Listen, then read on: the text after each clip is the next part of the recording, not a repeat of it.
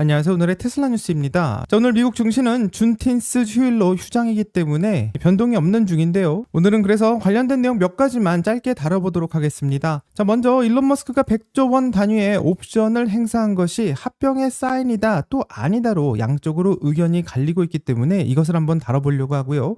이 두 번째로는 북미에서 영영 나오지 않을 수 있다라고 말했던 모델 Y가 단독으로 가을에 출시된다라는 이야기가 나오면서 화제가 되고 있기 때문에 다뤄보겠습니다. 자, 마지막으로는 테슬라가 특허청에 남기고 있는 이 정체불명의 이 기계가 있는데요. 어떤 이야기인지 지금부터 한번 확인해 보겠습니다. 자, 끝까지 함께 해주시길 바라고요. 그럼 출발할게요.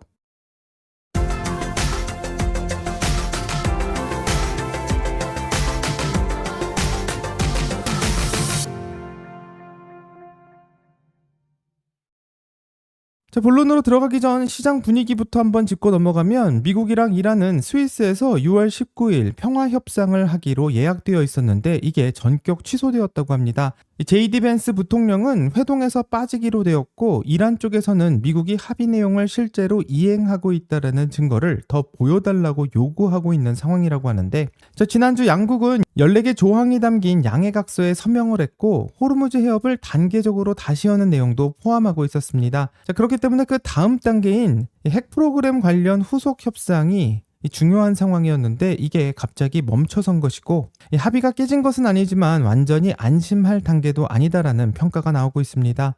자, 유가는 호르무즈 재개방에 대한 기대감으로 큰 폭으로 빠지고 있고요. WTI가 배럴당 76에서 78달러 선을 보이고 있는데 과연 이런 평화협정은 순조롭게 끝나게 될지 좀 지켜봐야 될 것 같습니다. 자, 며칠 전 방송에서는 일론 머스크의 옵션 행사에 대해서 다룬 적이 있었는데 현재 그 옵션 행사가 무엇을 의미하고 있는지에 대한 분석이 올라오고 있기 때문에 지금부터 한번 다뤄보도록 하겠습니다. 자, 옵션 행사 자체는 이미 지난 방송에서 짚어본 적이 있고요. 숫자만 빠르게 정리한다면 일론 머스크는 총 3억 396만 주를 행사했고 장부상의 차익이 1159억 달러, 테슬라의 지분율은 19.9%로 20% 가깝게 올라가게 되었습니다. 자, 이걸 두고 온라인 커뮤니티에서는 합병의 사인이냐 아니냐를 놓고 의견이 갈리고 있는데요. 합병의 사인이다라고 주장하는 쪽은 이번에 받은 주식은 2033년까지 매도가 안 된다라고 주장하며 그러니까 당장 현금화할 목적이 아닌 장기적으로 어딘가에 쓰일 담보 성격이라고 해석하고 있습니다.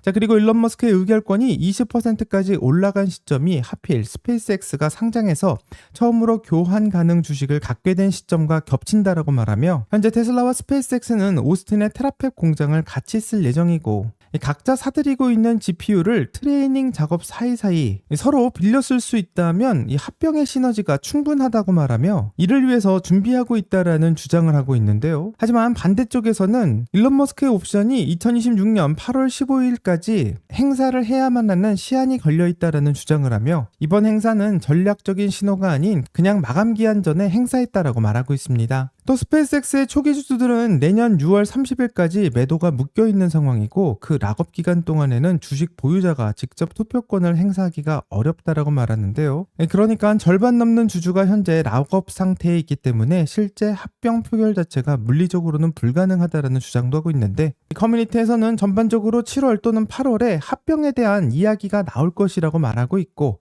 그래도 실제 계약 체결은 락업이 풀릴 수 있는 내년 중반 이후에나 가능하다라는 분석도 내놓고 있습니다. 일론 머스크의 의결권은 스페이스X에서는 85%, 테슬라에서는 20%를 가지고 있는데 현재로서는 어느 쪽의 주장이 더 맞다고 말하기가 애매한 상황이고요. 현재 테슬라나 스페이스X의 공식 입장도 없는 상황이기 때문에 계속해서 주목해 봐야 될 상황이라고 생각합니다. 하지만 전반적으로는 7월이나 8월 사이에 이 관련된 뉴스가 나올 거다라는 이야기가 계속해서 나오고 있기 때문에 정말로 그때 발표가 나오는지 확인해 봐야 될 거라 생각합니다. 자, 이런 합병 시나리오가 계속해서 루머로 나오고 있는 동안 정작 테슬라는 좀 놀라운 제품 발표가 나올 것이다라는 이야기가 나오고 있는데요. 이 몇 달 전까지만 해도 팔지 않을 수 있다라는 제품이 이제부터 팔릴 수도 있다라는 이야기로 바뀌고 있다고 하는데 어떤 이야기인지 지금부터 한번 확인해 보겠습니다.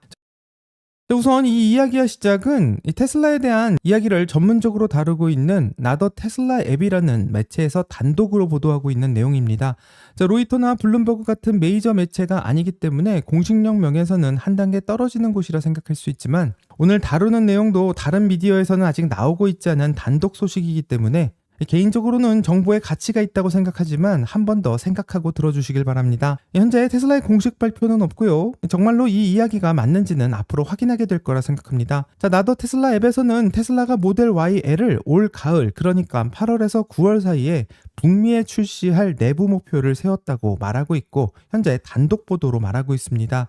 자, 이게 왜 중요하냐면 일론 머스크는 예전에 모델 Y L의 북미 출시에 대해서 2026년 말이거나 아니면 아예 안 할 수도 있다라는 식으로 언급했기 때문에 많은 사람들에게 알려져 있었는데요. 거의 안 하는 게 아니냐 이런 쪽으로 해석할 수밖에 없었던 차종인데, 그 차가 이제 가을로 나온다라는 이야기가 나오고 있기 때문에 놀랄 수밖에 없습니다. 자, 그럼 일론 머스크는 왜 이 차를 안 나올 거다라고 얘기하고 마음을 바꿨는지가 중요한데, 첫 번째는 오즈본 효과의 가설이라고 생각합니다. 자, 회사가 차세대 제품을 너무 일찍 예고해버리면 소비자들이 그 제품이 나올 때까지 기다리기 때문에, 만약 테슬라가 모델 YL의 북미 출시를 일찌감치 확정해서 발표한다면 모델 Y를 살까 말까 고민하던 사람들이 모델 YL이 나오기를 기다릴 수 있기 때문에 일론 머스크가 이렇게 할 수도 안 할 수도 있다라는 모호한 표현을 한 게 아닌가 생각했을 수 있고, 이 북미에서의 모델 Y의 판매를 계속될 수 있도록 보호했던 것은 아닌가 생각해 볼 수 있게 합니다. 자, 두 번째는 아시아 시장을 먼저 테스트베드로 썼다라는 생각을 해볼 수 있는데, 이 영화 배급에서도 할리우드 영화들이 가끔 미국보다 한국 같은 시장에서 먼저 개봉을 해서 그 반응을 보고 반응을 토대로 미국에서의 상영관 규모를 정하는 경우가 있는데, 테슬라도 비슷하게 모델 YL을 중국이나 아시아 쪽에서 먼저 내놓고 그 다음 가장 큰 시장인 북미에서 어떤 전략으로 들어가려고 결정하는 게 아닌가 생각해 볼 수 있는데, 정말 그렇다면 일론 머스크가 안 할 수도 있다라는 말은 안 한다라는 뜻이 아니라 아시아의 반응을 보고 결정하겠다, 이런 말로 해석할 수 있었을 것 같습니다. 자, 이 두 가설 다 모두 추론한 상황이기 때문에 테슬라가 공식적으로 이유를 밝힌 적은 없고, 실제로 모델 YL이 가을에 출시될지 한번 기다려봐야 될 것 같고요. 모델 YL은 모델 Y보다 휠베이스가 150mm, 전장은 179mm 더 길어졌고 6명이 편하게 탈 수 있게 좌석이 디자인되어 있기 때문에 훨씬 더 많은 사람의 선택을 받지 않을까 생각해 볼 수 있고, 현재 미국의 출시가는 프리미엄 트림 기준으로는 53,990달러 선 정도가 되지 않을까 싶은데, 이 기존의 모델 Y 프리미엄보다는 4,000달러 정도 더 받는 이 가격대를 예상하고 있습니다. 자, 여기서 마진이 중요할 수밖에 없는데요. 테슬라는 작년에 모델 S와 모델 X의 주문을 공식적으로 닫았고, 두 차종은 원래 테슬라 라인업에서 가장 비싸게 팔리던 차들이었는데 S와 X가 빠지면서 테슬라 전체의 평균 판매 단가가 하락하고 있는 상황인데, 이 모델 YL은 이 자리를 비울 수 있는 역할을 하지 않을까 싶고요. 이 판매 대수가 늘어나면 동시에 평균 판매 단가도 올라가고 자동차 부분의 매출과 마진에 직접 기여할 수 있기 때문에 한번 기대를 해봐야 될 것 같습니다. 자, 그리고 이 차를 사시는 고객층의 대부분이 가족 단위로 6인승이 필요하다고 말하고 있기 때문에 이 장거리 운전이 작고 자율주행 기능에 대한 니즈가 상대적으로 큰 고객이라고 할 수 있고요. 실제로 모델 YL의 판매가 좋다면 FSD의 구독 매출까지도 생각해 볼 수 있기 때문에 큰 기대를 할 수 있을 거라 생각합니다. 참고로 한국은 이미 4월 2일 모델 YL을 699만 원에 정식 출시했고, 본토인 미국보다도 몇 달 더 빨리 받을 수 있게 된 셈인데요. 그렇기 때문에 정말 아시아를 먼저 테스트베드로 쓴 게 아닌가, 이런 가설을 세워볼 수 있고, 모델 YL을 북미에서 발표하게 될지는 같이 한번 기다려봐야 될 것 같습니다. 자, 그런데 비슷한 시기에 테슬라 쪽에서 또 다른 흔적이 하나가 이 특허청에 조용히 남게 되었는데요. 지금부터 어떤 이야기인지 확인해 보겠습니다. 테슬라는 미국 시간으로 6월 18일 메가팟이라는 상표를 미국 특허청에 출연한 게 확인되고 있는데, 자, USPTO 공식 검색 시스템에서 확인한 결과 테슬라 명의로 등록되어 있는 것을 볼 수 있고, 아직 심사관의 배정 전 단계인 것을 볼 수 있습니다. 자, 지정 상품을 보게 된다면 AI 컴퓨팅용 모듈형 데이터 센터 하드웨어라고 되어 있고, 서버와 네트워킹 장비, 전력 분배 장치, 냉각 시스템을 하나로 묶은 일체형 제품이라고 하는데, 그리고 이거를 모니터링하고 관리하는 소프트웨어까지 포함하고 있습니다.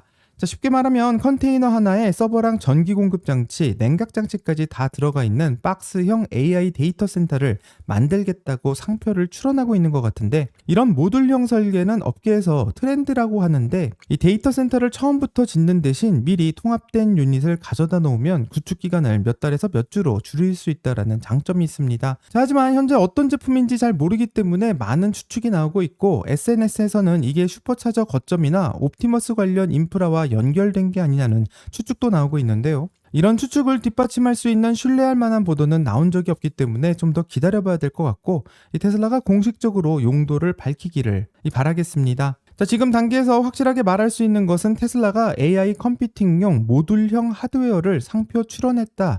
여기까지는 사실이고요. 그리고 이 제품을 어떻게 쓸지는 현재 전부 미확인인 상황입니다. 일반적으로 상표 출원은 구체적인 제품의 공개보다 한참 앞서서 이름을 선점해 두는 경우가 많고, 현재 많은 사람들의 관심이 모여지고 있기 때문에 이 특허에 대한 이야기가 더 올라오게 된다면 나중에 한 번 더 다루도록 하겠습니다.